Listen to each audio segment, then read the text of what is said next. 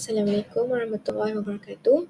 My name is Nur Batrisha binti Ibrahim, and I will explain about introduction for single stage compressor experiment.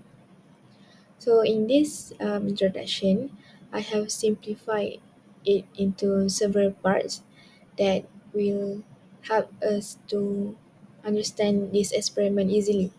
So the function of this experiment is to convert power into kinetic energy by compressing and pressurizing air. And how it is going to work is the air is trapped between two sliding vanes driven by an offset rotor. And for the compression process, the air is pushed to a smaller outlet area, reducing the volume and at the same time increasing the pressure. So the outcome or the result, it will produce a high pressure air and it will exit the outlet port at an elevated temperature. So the only objective of this experiment is to observe on how heat is converted to work.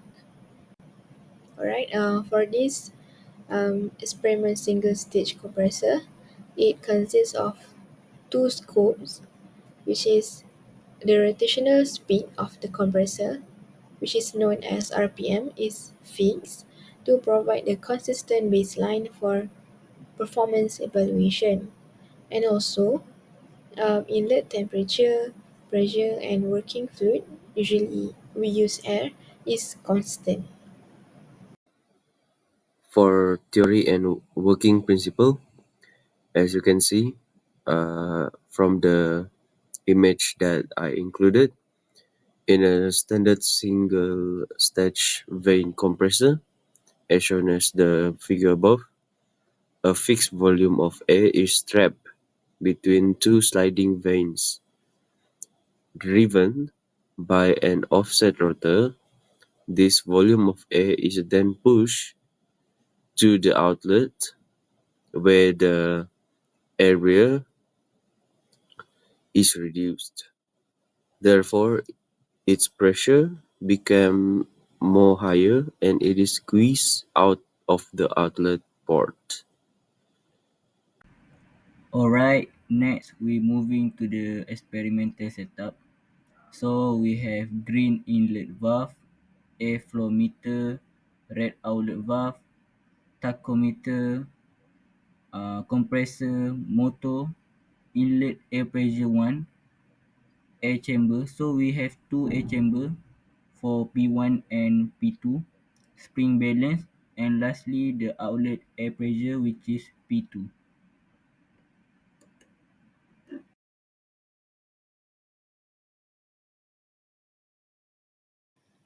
For the methodology, the first step is to fully open the green valve, which is the air intake valve. And the second step is to switch on the main power. So after switching on the main power, after that you can proceed to step 3, which is to switch on the motor, and also simultaneously going to step 4, which is fully open the red valve. After stage 3 and 4, we can go to step 5, which is to adjust the spring balance until indicator is in between the black lines. And for step 6, we record the data. T2, the temperature 2 every 1 minute until you get 3 constant reading: P1, P2, flow meter, motor spring balance, electric power, and motor speed. And the initial of T naught, T1, T2, and P naught. To measure the speed of motor, you can use a technometer to measure the motor speed for step 7 and for step 8. After all data is recorded, fully close red valve and then switch off motor and main switch.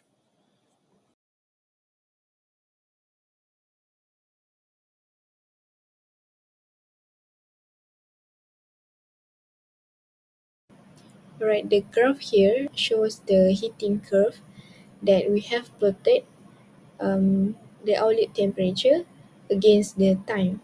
So as we can see there, as the time increase, the outlet temperature is also increased. So it is directly proportional.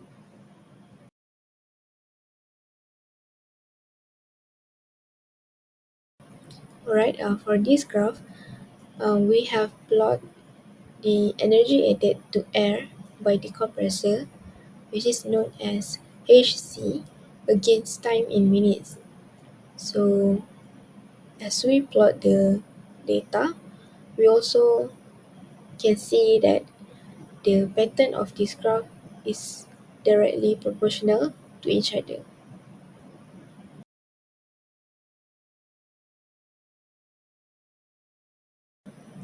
Okay, for the graph heat emitted from compressor Q against time in minutes, we can see that as the time increase, the heat emitted from compressor will decrease, slowly decreasing. For the safety procedure, first adjust the spring balance to ensure that the indicator on the motor is between the two blade lines prior. This to avoid reading error for the motor force values. Next, always wear gloves to prevent from touching the hot apparatus like compressor and air chamber during experiment. This can avoid hand injury like burning from happen. For the last safety procedure, when recording the motor speed using a tachometer, don't put the tip of the tachometer too close to the side of the motor to avoid broken apparatus and injury in the experimental area.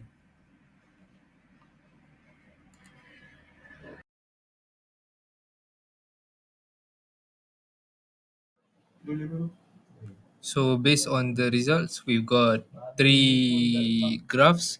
So for the first graph, which is the heating curves, where temperature against time. The second graph is heat emitted from the compressor, and the third graph is energy added to air by compressor. So as we've mentioned earlier at the results, for the first graph, we could see that as time increases, the temperature also increases periodically. So for the heat emitted from compressor, as time increases, the heat emitted from compressor decreases. And lastly, for energy added to air by compressor, as time increases, the energy added to air by compressor increases. So as for the energy that is being input to the system when the system is being heated up is, first of all, is internal energy. So from internal energy, we could say that as the heat is being increased, the particles inside the compressor will move faster due to an increase in the kinetic energy from the particles. So secondly is the rising of temperature. So when the kinetic energy increases, the friction, which we could say generates heat, also increases the temperature from the surrounding. And finally is the energy loss to the surrounding. So as the temperature rises, it often loses its energy to the environment through types of conduction, convection, or radiation. So this energy loss tends to increase as the temperature of system becomes higher than that of its surroundings. So for the third question, which is the amount of energy lost as heat as compared to the work input to the compressor and the heat added to the air, we got, so for the first option, the amount of energy lost as heat is lowered compared to the work input to the compressor. And as for the second op, the amount of heat energy lost is higher than the heat added to the air at the beginning of the experiment. But at certain minutes, the amount of energy lost is lower than the heat added to the air until the end of experiment. So based on this comparison, the energy and heat added to the compressor increases with time as the process goes by.